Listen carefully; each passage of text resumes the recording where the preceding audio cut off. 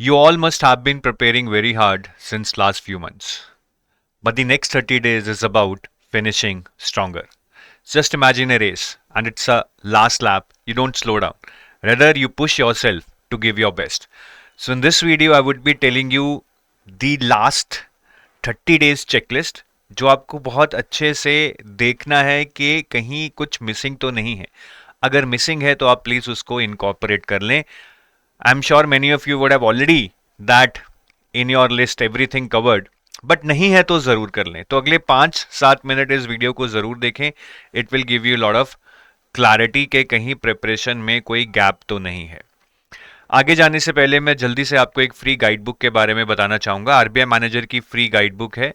तो अगर आप आरबीआई के लिए नए हैं और आरबीआई के बारे में इंफॉर्मेशन सर्च कर रहे हैं तो this guide book is single stop solution for you. Preparation के लिहाज से भी इसमें आपको डिकोडेड सिलेबस मिल जाएगा. पिछले 5 साल के पीवाईक्यूज विद सॉल्यूशंस मिल जाएंगे. And you will also get to know if you want to follow free sources using self preparation तो आप क्या सोर्सेज पढ़ सकते हैं जो हमारी तरफ से रिकमेंडेड है. इसको डाउनलोड आप वीडियो के नीचे दिए गए डिस्क्रिप्शन में लिंक है, वहाँ से डाउनलोड कर सकते हैं. और ये ज़ीरो कॉस्ट पे डाउनलोड होगी, कुछ भी पे नहीं करना है. And this is really valuable. आप एक बार पढ़ के देखो, अपने आप से आरबीआई के लिए मोटिवेशन आ जाएगा. अब लास्ट 1 मंथ में क्या चेकलिस्ट है. बहुत सारी चीज़ें आपको पता होंगी, शायद कुछ चीज़ें आपको ना पता हो. तो जो चीज़ें नहीं पता है उसको ध्यान से सुनना और इम्प्लीमेंट कर लेना. इम्प्लीमेंट नहीं करोगे तो कोई फायदा नहीं है. सबसे पहले जो बार बार आपको बताया जाता है, no new source as of now. और ये मैं थोड़ा सा, आज वैसे मेरी हैंडराइटिंग गंदी है, थोड़ा सा और गंदा लिखूंगा. ये हाथ में थोड़ा सा स्प्रेन आया हुआ है. well, I am wearing this brace also, but अभी उतारा है तो please pardon my hand writing. मैं आज बहुत ही फ्री हैंड से लिख रहा हूँ. तो नो न्यूज़ सोर्स, खास करके जीए में देर वुड बी टेंडेंसी के टाइम कम है, यार यहाँ से स्कीम्स पढ़ रहा था समझ नहीं आ रही हैं, वहाँ से पढ़ लेता हूँ, रिपोर्ट्स वहाँ से पढ़ लेता हूँ. ऐसे नहीं होगा. कोई शॉर्टकट नहीं है दुनिया में, आरबीआई में तो खासकर. तो शॉर्टकट्स में मत जाओ. जो चीज़ फॉलो कर रहे हो, जो चीज़ आपको पता है कि ये सही है, चाहे उसमें टाइम लगे, कम कर लो, लेकिन जितना करो अच्छे से कर लो. तो कोई भी नया सोर्स मत उठाओ. जो मॉक टेस्ट देने हैं, प्लान किए हैं, उसी को दो. नए मॉक टेस्ट के पीछे मत जाओ. जिस टीचर के वीडियोस देख रहे हो क्वांट रीजनिंग के, उसी को पूरा करो. नए वीडियोस के पीछे मत जाओ. नया सोर्स जहर है आपके लिए इस टाइम. और not much strategy videos now. ठीक है, आप लोगों की आदत है कि आप कंटेंट वाले वीडियोस कम देखते हो, स्ट्रैटेजी वाले वीडियोस देखते हो कि कैसे 30 दिन में एग्ज़ाम क्रैक किया जा सकता है, कैसे 70+ मार्क्स स्कोर किए जा सकते हैं. ठीक है, वो स्ट्रैटेजी भी ज़रूरी है, बट अब वो स्ट्रैटेजी बनाने का टाइम नहीं है, अब इम्प्लीमेंट करने का टाइम है. तो स्ट्रैटेजी वीडियोस नहीं, कंटेंट वीडियोस पे फोकस करो अगर वीडियोस देखनी है. नहीं तो जो भी आपके पास कंटेंट है उसी पे फोकस करना चाहिए. क्वांट रीजनिंग की अगर बात करूं तो सबसे पहले तो क्वांट में मैं बताना चाहूंगा कि डीआई प्लस नंबर सीरीज, ये दो टॉपिक तो आपने अच्छे से कर लिए होंगे. नहीं किए हैं तो कर लो. डीआई का वेटेज आपका 15 मार्क्स है. और एक डीआई जनरली 5 मार्क की, एक डीआई जनरली इजी आती है. तो अगर ये एग्जाम में आएगी, ये मेरा टारगेट होना चाहिए. नंबर सीरीज मुझे लगता है बहुत ही बेसिक टॉपिक है, मतलब एक दिमाग वाला काम है. तो अगर आपका दिमाग चलता है तो नंबर सीरीज जरूर कर लें. हो सकता है कि क्वेश्चन ना भी आए, ऐसा वो हो सकता है कई शिफ्ट्स में. बट अगर आ गए 1-2 क्वेश्चन तो मतलब आपकी कट ऑफ ये डीआई और नंबर सीरीज से भी क्लियर हो सकती है. बाकी क्वांट रीजनिंग में सेक्शनल टेस्ट देना शुरू कर दें, अब वेट मत करें. और सेक्शनल टेस्ट में हमें दो चीज़ों पे फोकस करना है. स्पीड, मतलब कि हम कम टाइम में मैक्सिमम क्वेश्चंस कर पाए. लेकिन स्पीड किस चीज़ से बनेगी. अब ये तो है नहीं कि फॉर्मूला बेस्ड क्वेश्चन है, जल्दी जल्दी फॉर्मूला रट के कर लूंगा, कुछ शॉर्टकट कर लूंगा. नहीं, स्पीड यहाँ पे मतलब जितना स्ट्रांग आपका लॉजिक होगा उसी हिसाब से स्पीड बनेगी. लेकिन एक और तरीका है स्पीड बनाने का, मैक्सिमम क्वेश्चन सॉल्व करने का, वो है selecting the right set of questions. तो अगर अभी भी क्लियर नहीं है कि क्वेश्चंस को कैसे सेलेक्ट करना है, किन चैप्टर्स को पहले इंपॉर्टेंस देनी है, किन चैप्टर्स को लो प्रायोरिटी देनी है एग्जाम करते हुए, तो अभी भी टाइम है. अपनी सिलेक्शन स्ट्रैटेजी पे काम कर लो कि ये क्राइटेरिया है, इसके बेस पे मैं क्वेश्चंस को सेलेक्ट करूंगा. क्राइटेरिया क्या हो सकता है. यही हो सकता है कि यार जो चैप्टर मेरे स्ट्रॉन्ग हैं उनके क्वेश्चंस पहले उठाऊंगा. ठीक है, जो क्वेश्चंस मेरे स्ट्रांग हैं प्लस लेंदी नहीं है, लेंदी नहीं है, उनको उठाऊंगा। ठीक है, तो इस तरह से आप अपना क्राइटेरिया बना सकते हो और उस क्राइटेरिया के बेस पे जो भी सेक्शनल टेस्ट दे रहे हो क्वेश्चन सेलेक्ट करने की प्रैक्टिस आप उसमें शुरू कर दो। इंग्लिश में तो ठीक है, अब इंग्लिश तो मैं पढ़ने के लिए भी नहीं बोलता, ऐसा सब्जेक्ट है कि जो आता है वो आता है। तो इसमें मतलब आरसी का आप डेली प्रैक्टिस कीजिए, डेली नहीं तो अल्टरनेट डे। ये स्कोरिंग पोर्शन है यार, मतलब 10-12 नंबर का आता है, और अगर आरसी में भी ठीक ठाक एक्यूरेसी आ जाए तो अच्छे नंबर आ जाते हैं इंग्लिश में। तो इंग्लिश में मेरा यही रहेगा कि आप डेली आरसी कीजिए, और PY Qs solve last 2 years. अगर कर रखे हैं तो ठीक है, नहीं कर रखे हैं तो लास्ट 2 साल के पीवाई क्यूज कर लो। अगर देख रखे हैं पर सॉल्व नहीं किए तब भी कर लो, ठीक है। It will give you lot of real exam type idea. वो मॉक टेस्ट से भी होगा, बट प्रीवियस ईयर्स करने का एक अलग ही मतलब मोटिवेशन रहता है, और एक अलग ही कॉन्फिडेंस बूस्टिंग रहता है अगर पेपर थोड़ा सा ठीक निकल जाए। नेक्स्ट मैं बात करूंगा टाइम मैनेजमेंट की। एग्जाम में, पढ़ने में नहीं, एग्जाम में सबसे पहले तो fix your order of sections. Exam में सेक्शनल टाइमिंग रहेगी, तो आप पहले फिक्स करो कि आप कौन सा सेक्शन पहले करना चाहते हो, कौन सा सेक्शन बाद में करना चाहते हो।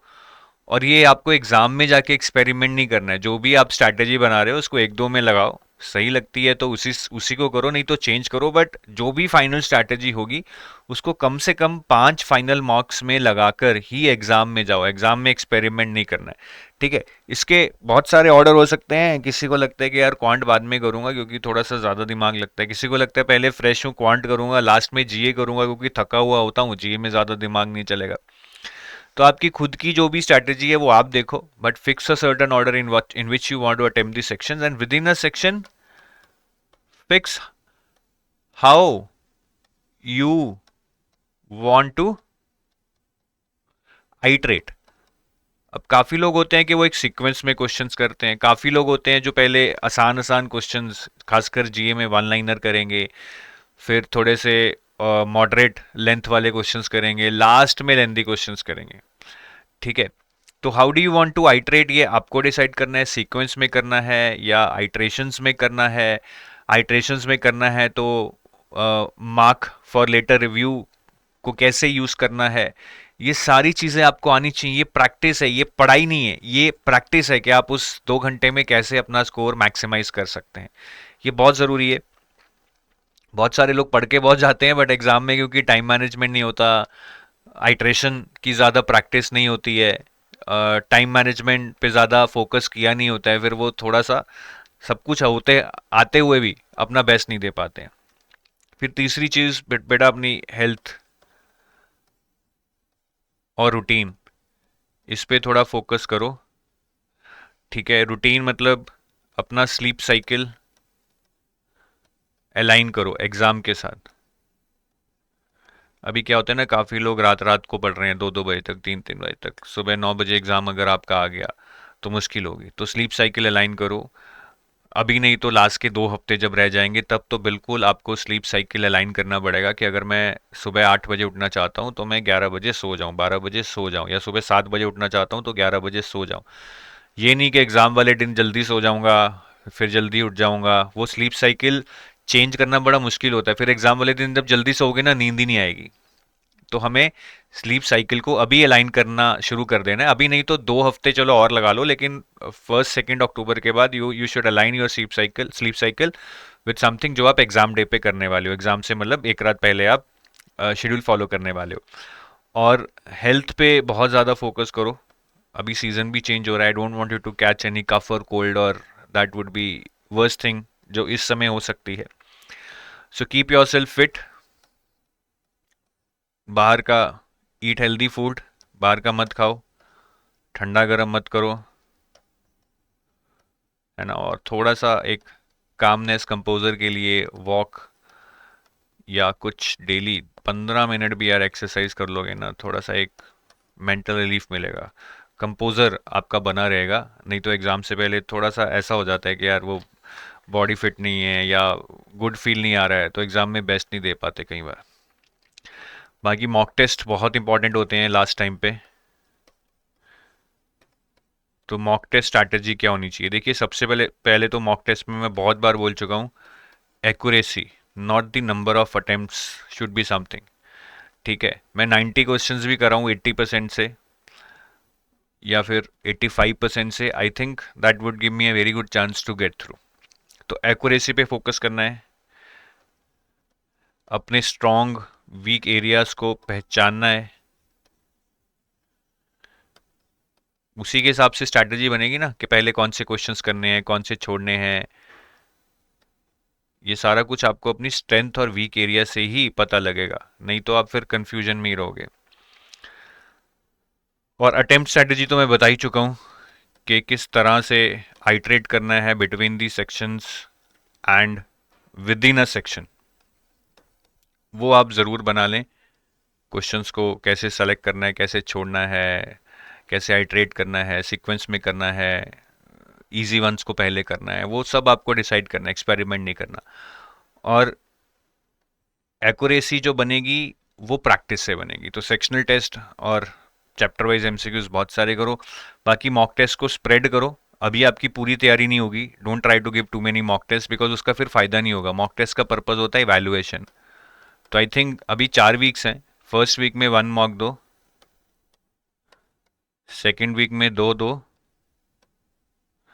थर्ड वीक में 3 दो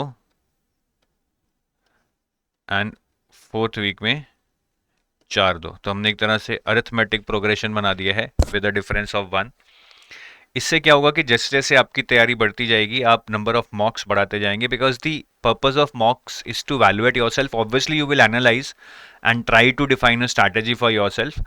तो इसीलिए मैंने 3 मॉक्स दे दिए हैं फर्स्ट 2 वीक्स में, ताकि आप अपनी जो भी स्ट्रैटेजी उसको अटेम्प्ट करके एनालाइज कर पाएँ कि वो सही है या गलत है। ठीक है, फ़ोन जरा ऑन रह गया, let me just switch it of. ठीक है जी। और अगर आपको लगता है कि आपको ज़्यादा मार्क्स देने हैं क्योंकि आपको अच्छे से एनालिसिस करना है, तो आप यहाँ पे 2 दे दो, यहाँ पे 3 दे दो, जस्ट टू मेक श्योर कि जो भी आपकी स्ट्रैटेजी आप उससे उसको अच्छे से टेस्ट कर लें। तो ये पूरी कंप्लीट चेकलिस्ट है। आई होप, मैं जल्दी से रिपीट भी कर देता हूँ। नो न्यू सोर्स, ठीक है, ये मैंने सब लिखा ही हुआ है। कोई नया सोर्स नहीं, कोई नई स्ट्रैटेजी वीडियोस नहीं, कंटेंट पे फोकस करो। क्वांट रीजनिंग में सेक्शनल टेस्ट दो, ठीक है। क्वांट में डीआई और नंबर सीरीज पे फोकस करो, एक डीआई आसान आएगा उस पे फोकस करना है। इंग्लिश में डेली आरसी करो, पीवाई क्यूज एटलीस्ट 2 साल के सॉल्व करो।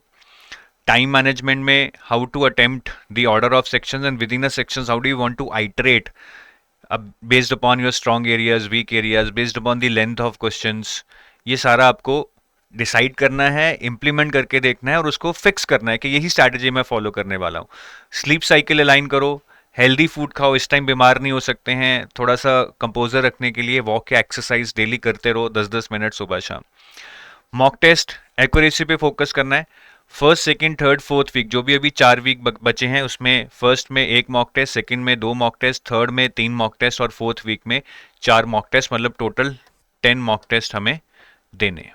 ठीक है। और अगर आप कुछ कोर्सेज अभी भी सर्च कर रहे हैं फॉर योर प्रिपरेशन, तो ये हमारे आरबीआई ग्रेड बी के कोर्सेज हैं। वैसे 2025 के लिए तो it doesn't make any sense कि अभी आप कोई कोर्स लें, अभी तैयारी शुरू करें।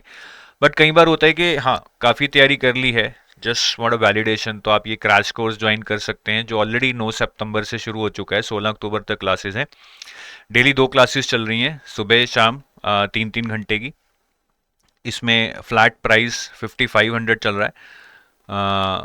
तो आप ये देख सकते हैं। बट अगर आप 2026 को भी माइंड में रखकर तैयारी कर रहे हैं तो गोल्ड कोर्स आपके लिए बेस्ट रहेगा। इसमें फेज़ 1, 2 और इंटरव्यू की प्रिपरेशन रहेगी, कंप्लीट कोर्स रहेगा। और सिल्वर कोर्स आपका फेज़ 2 और इंटरव्यू के लिए रहेगा। इसमें फेज़ 1 की प्रिपरेशन नहीं होगी, क्वांट रीजनिंग इंग्लिश की। फेज़ 1 के current affairs because they overlap with phase 2 वो आपको यहीं मिल जाएंगे।